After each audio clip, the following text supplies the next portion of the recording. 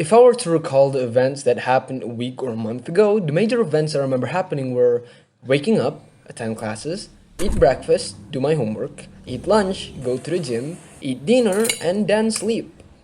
And the gaps of those events are filled with mindless scrolling. According to oblo.com, the average person spends around 47.5 minutes a day on YouTube.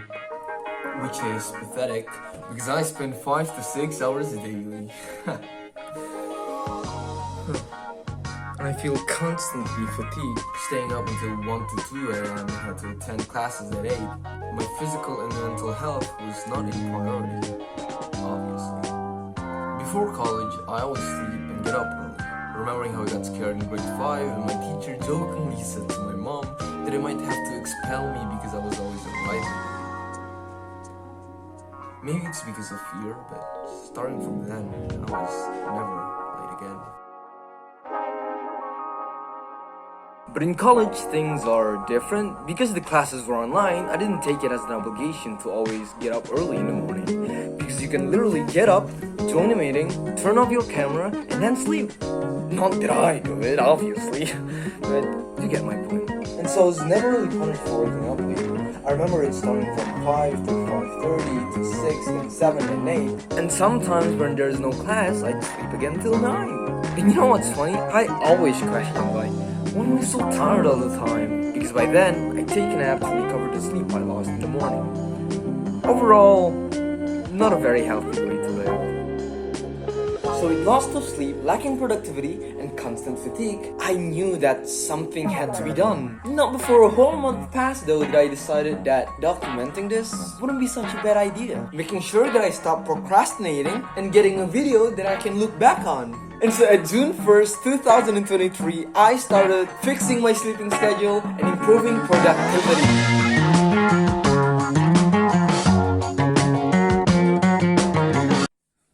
First off, lack of sleep. As mentioned, the problem here is that I tend to stay up until late at night and doesn't give myself enough time to rest to be a fully functional human being. So I focus on making a habit of going to sleep early first. And here's where we dive into our first lesson, which is how to make a habit. In Atomic Habits, it said that a habit can be divided into 4 simple steps: a cue, a craving, a response, and a reward. A cue is about noticing the reward, a craving is about wanting the reward, a response is about obtaining the reward, and we chase rewards because they serve 2 purposes. 1, they satisfy us, and 2, they teach us. An example of this is with smoking. The cue is when you hang out with friends who smokes, or when you're feeling stressed and anxious, and you just want to fit in with them or to relax your mind, experience the effects of smoking, which is the craving. And the response is you doing the said action of smoking, and the reward is you receiving that immediate gratification or perceived benefits of smoking. With that in mind, we can ask ourselves, how can I make this habit obvious? How can I make this habit interesting? How can I make this habit easy? And how can I make this habit satisfying? Well, in my case, I made it obvious by designating a time in the day to signal to my brain that it's bedtime. I use 8 p.m. because that's the time that I usually go to bed before. And the craving is me wanting to wake up early tomorrow without any sense of fatigue. The response is laying in bed and turning off my phone, which then I can enjoy the energy and focus that I'll have the next morning. That is the reward. The beautiful thing about understanding the steps is not only can you make a habit more clearly this way, but also get rid of old ones. As mentioned from the start, I have a serious problem with mindless scrolling. It starts off from one interesting title or a thumbnail, the next comes my curiosity of what it is, the next is me clicking it, which then pleases my curiosity by knowing what it is. It's a sneaky little thing. But now what we can do is ask ourselves the opposites of the previous questions, which is, how can I make this habit not obvious? How can I make this habit uninteresting? How can I make this habit hard? And how can I make this habit unsatisfying? Well, first, I deleted social media, Instagram specifically.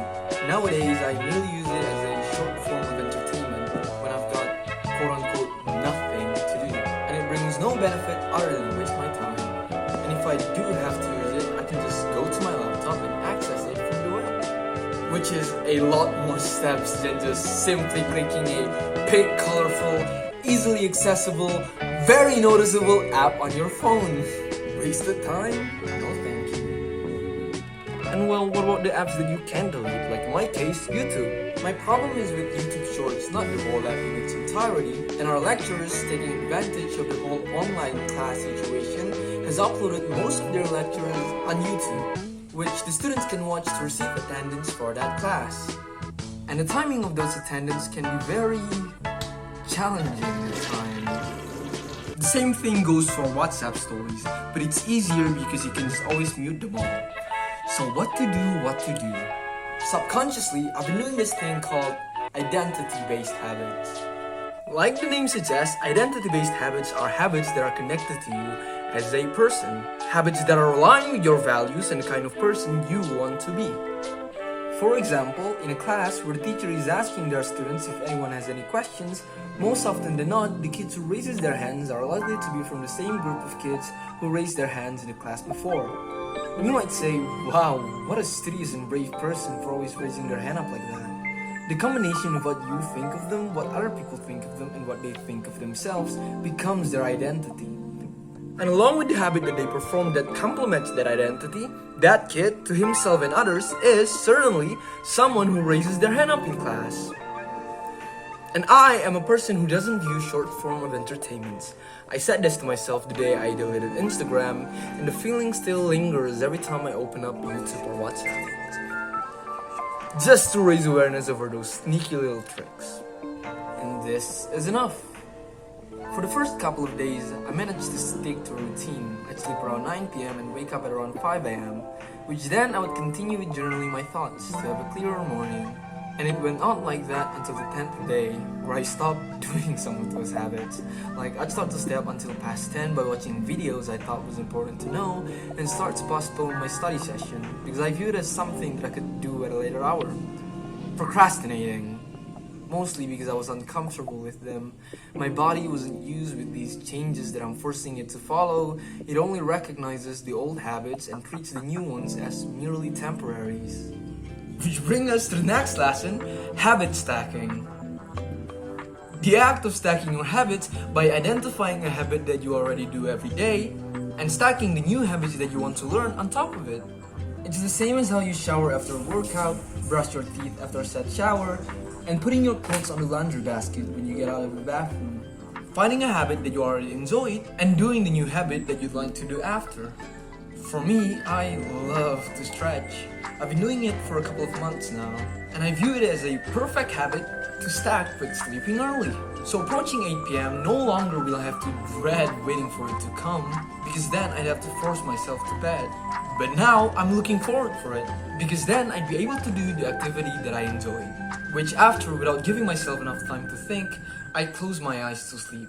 The same thing goes for studying. I like journaling. I like writing sentences that makes me feel good. Improving my grammar, punctuations, and just generally structuring a sentence is a satisfying feeling to get. And because I feel most clear after writing down my intentions for the day, it helps me to instantly switch tab and learn that programming language that I've been constantly putting aside all the time. And after a month of this, I can start to see the difference. From feeling hyper at around 1 a.m. to feeling like my eyes were atlas carrying the weight of the world at around 8 p.m. And I was able to divert most of my free time from just mindless scrolling into writing this script and those journals. Things that I view as beneficial and enjoy. And as much as I love to make this a motivational video that people can look up on, this is not it. I'm not gonna try to sugarcoat anything and say that things are still not perfect, but it's better than before. These few things that I added into my daily routine doesn't make my life oh so lovely. I still do procrastinate and miss doing some of those habits a lot, but it's taking a step forward to a better life, to a better me. And this video acts as a reflection of that, how things are going right now and something that I can look back upon when I'm older. And when it comes to that, thank myself for trying. A friend of mine once said that I need to learn to be proud of myself more. Things are moving slowly, but certainly. And this is a way for me to capture it moment by moment, to make sure I truly savor every one of them. Well, with that said, I'm Evan, and thank you for watching.